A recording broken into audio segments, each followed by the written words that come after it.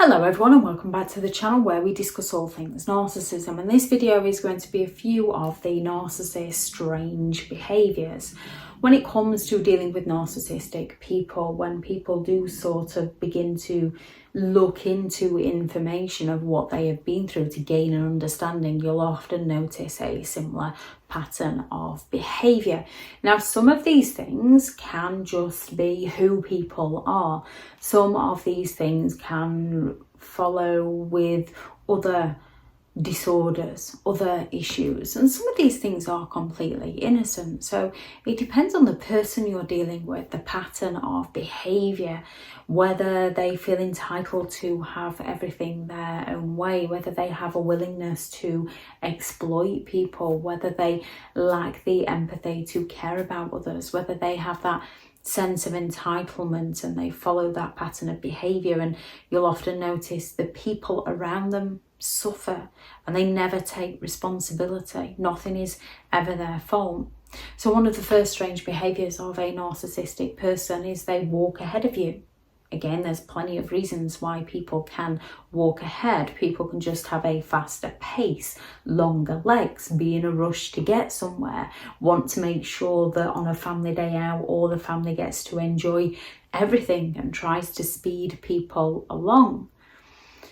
Not done manipulatively, not done to hurt anybody. When it comes to a narcissistic person, they tend to walk ahead because they feel superior to you.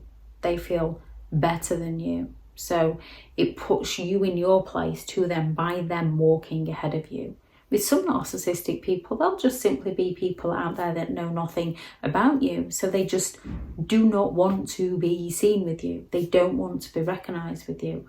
Or they want to walk ahead because they want to impress the stranger that is in front of you rather than communicate with you. Now, this isn't where families spend every day with each other and then you go out and meet up with some friends, so you communicate with those friends because you're going to go home with that person and communicate with them. This is somebody who will rarely see certain family members, and then when they are out with those family members, go and talk to a complete stranger. Now, some narcissistic people can walk behind you to keep an eye on you, to see what you're up to. And then you get those false accusations of what did you look at them for? What did you do that for? Because they're envious of other people. They often change your appearance in overt ways where they tell you what to wear and how to do your hair and what to dress in, or those covert ways where they subtly tell you what you should wear and how you should wear your hair. Another pattern of a narcissistic person's strange behaviour is ruining special occasions. Now, when you've had special occasions ruined, kind of puts a negative memory on those occasions. So you can find yourself struggling with special occasions. However, more often than not, you don't want to see other people suffer with you. You don't want to see other people struggle. You don't want to see other people miserable. You want other people to enjoy their day, enjoy the occasion.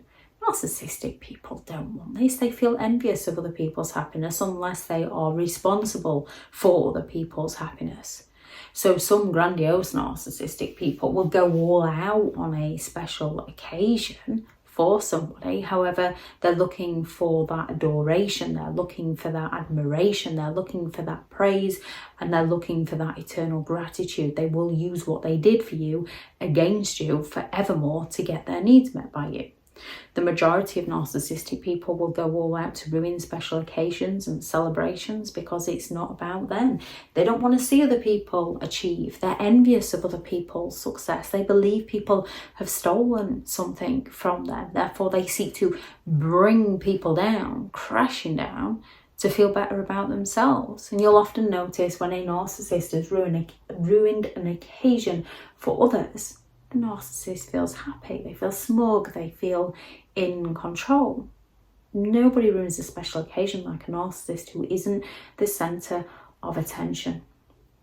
They lie about the small stuff. They have to exaggerate about the little things because they're looking to make themselves more important, more knowledgeable, more interesting. So they lie about the small things to make themselves look better, and also to test the waters of how much you will take in. And with some narcissistic people, their subconscious has been programmed in such a way that they believe the lies that they tell, which is why when you try to say, hang on a minute, that's not quite how it happened, they react, and they react badly, because in their mind, that is how it happened. You're the one that's lying. You're the one that's gaslighting. You're the one that's trying to deceive them. They will sit there in a room full of people and tell a story of an event that you were at. And we can all have a different perception of that event. However, the narcissist will tell the version that suits them best. So say you have a young child and you've spent 3 or 4 days trying to teach that child how to ride a bike, and the narcissist comes along and has one go and then goes in to watch something on the TV or do their nails or whatever it is that narcissistic person wants to do because they're not interested. And then you go and visit the grandparents with the child and the narcissist proceeds to tell the grandparents how they spent hours teaching their grandson how to ride a bike. And you're sat there thinking, oh, it wasn't you. Yet if you say anything, they're going to take this as criticism and they're going to seek to punish you. So they will lie about things to make themselves look good. They value the opinions of strangers over their own friends and family. More often than not, they value their own opinion. They're interested in their own opinion. They're not interested in other people's opinions. They're only interested in other people's opinions when that other person is new to them and they're looking to impress that person. They're only interested in other people's opinions when it validates their own opinion. They're only interested in other people's opinions when it crushes yours, when it puts you down, when it mocks you, when it humiliates you. They're not interested in having a healthy debate. They usually lack the valid argument, therefore they're going to go all out to attack the person whose opinion doesn't match those of the narcissist. They will put down, you can, in a work setting, you can go to a boss and tell them this idea you've had that you think would be good for the company, and they will totally ignore it. They'll mock it, they'll criticise it, they'll tell you that you're stupid, that you're dumb, that that's not going to work, and then they can replace you with somebody new who comes along with the exact same idea that you came up with, and they take it on board and follow through with it. And if you try and speak up and say, hey, I came up with that idea, they dismiss you. They tell you, no, you didn't. Well, why weren't you more forceful? Why didn't you tell us earlier? Why didn't you make the effort? Yeah, if you'd have made the effort, you'd have been in the wrong, but you didn't make the effort, so you were in the wrong. So they'll value someone else's opinion over those of their friends and their family. They would rather impress strangers than take care of their own family. Their own family have got some form of idea of who they are. Their own family isn't giving them the attention they believe that they're entitled to. Their own family is no longer admiring them as much as they would like, whereas with a stranger, the stranger is a blank canvas where they can get to know all about that stranger and sell that stranger the illusion that the narcissist is so similar to that stranger. They mirror them and future fake with them, and they get the praise and the attention from them. And because that stranger's never seen the negative side of the narcissist, that stranger is more likely to praise them and enable them. And then you can be at a family event, and as they're impressing all the strangers can be telling you how lucky you are to have them in your life, how amazing they are. And you can actually sit there and think, they're not actually like this. This is just who they are when they're out and about. Now, we can all put our best face forward when we're meeting new people. Narcissistic people borrow the faces of other people. They borrow other people's ideas, other people's dreams, other people's hobbies, and sell them back to those people as though they believe the same things as them. It's only further down the line, once you get into the relationship, that you begin to realise that this person isn't who they sold themselves to be. This person told themselves to be me, yet actually they're completely different. They have no interest. They're actually putting down my hobbies. They're discrediting my hobbies, which is strange because they claim to really enjoy them, yet now they've got no time or no interest for them. They shame you.